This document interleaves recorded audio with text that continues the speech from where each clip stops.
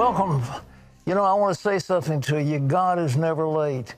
We declared on this program, and you joined with me, that God Almighty was going to do a miracle and stop the theft of our election and the fraud that was being perpetrated on the American people, and that God Himself would intervene. Well, I have before you right now, this is the brief that is being filed by the state of Texas, and there are 18 now states attorneys general who have joined in this suit, and they're going to the Supreme Court to say this election was rigged. You've got to overturn it. So here's what they're asking. Using COVID-19 pandemic as a justification, the defendant states of Georgia, Michigan, and Wisconsin, and the Commonwealth of Pennsylvania usurped their legislators' authorities and unconstitutionally revised the state's election statutes. They accomplished these statutory revisions through executive fiat or friendly lawsuits, thereby weakening ballot integrity. And they flooded the defendant states with millions of ballots to be sent through the mail. That was the first. And so the court is the only forum that can delay the deadline of the appointment of presidential electors under the law to safeguard public legitimacy at this unprecedented moment and restore public confidence. The court should extend the December 14th, 2020 deadline for defendant states' certification of presidential elections. And the plaintiff states request: one, the court declare that the defendant states of Pennsylvania, Georgia, Michigan, and Wisconsin administered the 2020 presidential election in violation of the Electors Clause and the 14th Amendment of the U.S. Constitution.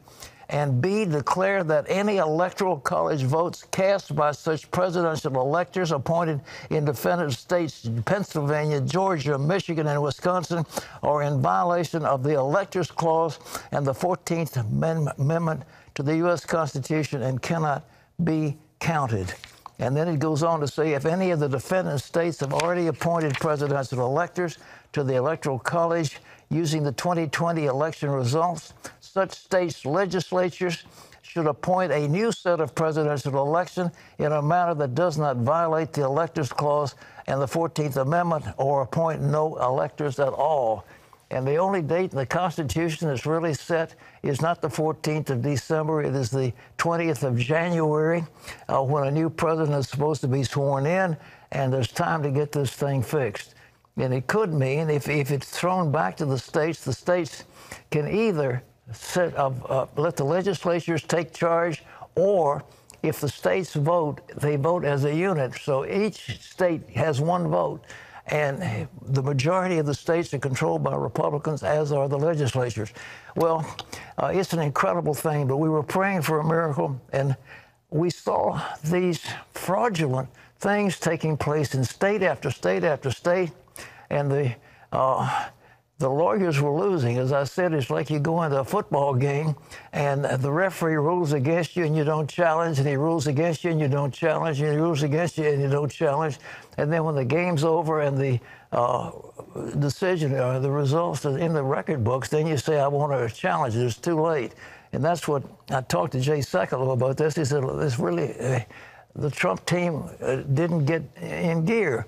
But nevertheless, there is a miracle taking place, and you are praying for it, and I would ask you to pray, because it looks like Ted Cruz, who was a former Attorney General of Texas, will argue the case before the Supreme Court. He is a brilliant constitutional attorney, and he will I asked Jay, I said, are you going to argue it? He said, no, Ted Cruz would be appointed as the Attorney General of Texas. But 18 states now are asking for this, and once again, this is the motion for leave to file a bill of contempt. Ken Paxton, Attorney General of Texas, and then all these other Texas legislatures. And this is the authorities. They list huge numbers of authorities, whole pages of authorities, and it's in the Supreme Court of the United States, a brief in support of a motion for leave to file, and it's statement of the case, and it's all here very, very carefully worked out with citations. Ted Cruz arguing, And ladies and gentlemen, if you want to pray, I would pray, because we cannot have our election system destroyed the way this was. There are more irregularities. It boggles the mind when we see what is done. And I think it's time also that we should have a special prosecutor, a special counsel, whatever term you want to give it, to actually pursue this. Because if one is appointed, then they have special rules, and these people have their own little jurisdiction, and they should investigate the fraud that has been taking place all over. So, wow. It's exciting the time we're living in, but God is in control. But I would ask you, pray as you have never prayed before as this case goes before the Supreme Court, because we do not wish to have our elections stolen by crooked activity that took place. So if the court does rule in favor of Texas, what does it mean? John Jessup could amplify that for us. Well, as Pat just outlined, President Trump's legal team is joining a Supreme Court bid by Texas to overturn the presidential election. Attorneys general and 18 other states are taking part. The suit charges that officials in Pennsylvania, Michigan, Wisconsin, and Georgia changed election procedures, something they argue only state legislatures are allowed to do. This is the most significant of the cases filed, and it's the most significant because it is, as Jordan just said, completely outcome determinative. What does that mean? It means that if the court were to rule in favor of Texas, those 4 states, the states named in the complaint, would in fact have their state legislatures determine the outcome. They would pick the electors. Now, several things would have to happen for the case to succeed. If the court decides indeed to hear the case, the justices would have to first block certification of the Electoral College vote, then determine that massive amounts of votes are illegal, and tell the states to retally and resubmit their votes. The court also could let every state legislature decide who won and then put the election in the hands of the House of Representatives. In a state-on-state suit, our only place to go is the U.S. Supreme Court. We can't be heard anywhere else. Other lawsuits start at a district court level, and they have a right to be heard at least once, whether they have a good case or a bad case. So our request is we want to be heard. The only place we can go is the U.S. Supreme Court, and so we're pleading with the U.S. Supreme Court. Please hear our case. Give us a chance at least to argue what we think is right. We want to argue the Constitution. Well, basically, Texas is asking if the states have not certified their electoral results yet, they're asking the Supreme Court to order those states to conduct a new election. And if the states have already certified their electoral results, they're asking the Supreme Court to order those states to have the state legislature appoint the electors, regardless of the election outcome. So it would certainly have a very dramatic impact, a very drastic impact, and frankly could overturn the results of the elections in these 4 states during this past election cycle. So it's a big ask and one that I think the Supreme Court is very unlikely to grant. Now, the 4 states being challenged have until 3 o'clock this afternoon to respond to the Texas suit. And Pat, President Trump has asked, as you said, Senator Ted Cruz from Texas to represent him before the court. Well, ladies and gentlemen, it will certainly be there, but we've been looking for a miracle. And I do not believe, frankly, that if you got 18 states coming before the Supreme Court and a man like Ted Cruz arguing that the Supreme Court is just going to brush it aside. If it was one state, they'd say, well, we're not going to overturn the election. But these are major fraudulent cases in these 5 states. And if their votes are nullified, which would happen, and then I don't think they can possibly say, well, you've got to have another election. It just can't take place in time.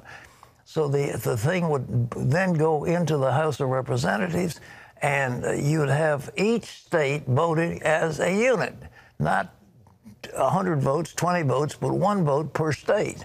And the Republicans control a majority of the states. Well, we'll see. Well, something else is going on in the news, ladies and gentlemen. I mean, as if this isn't enough, we've been waiting to see. You remember the New York Post had an article that somebody had found a laptop that belonged to Hunter Biden, and it was so expensive explosive. They brought it out, and then nobody in the media picked it up. Nobody covered it. It was a major, major story. As one senator said, it's as serious as a case of cancer, and yet they ignored it. And we learn now that a majority of people, not a majority, but maybe 40% of the people had known that this kind of shenanigans was going on. They would not have voted for Biden. They would have voted for Trump. But now it's finally come out, and now the election's over. There's a Justice Department investigating the finances of Joe Biden's son, Hunter, including scrutinizing some of his business dealings along with China and with other transactions. The revelations put a renewed spotlight on questions about Hunter Biden's financial history. And the tax investigation was launched in 2018, the year before the elder Biden announced his candidacy for president. And Hunter Biden on television said, "I have not talked to my father about this." He was lying. The father said, "I knew nothing about it." He was lying. He was on a debate with President Trump, and he lied. He said, "Oh, I've been cleared by all these experts who said there's nothing there."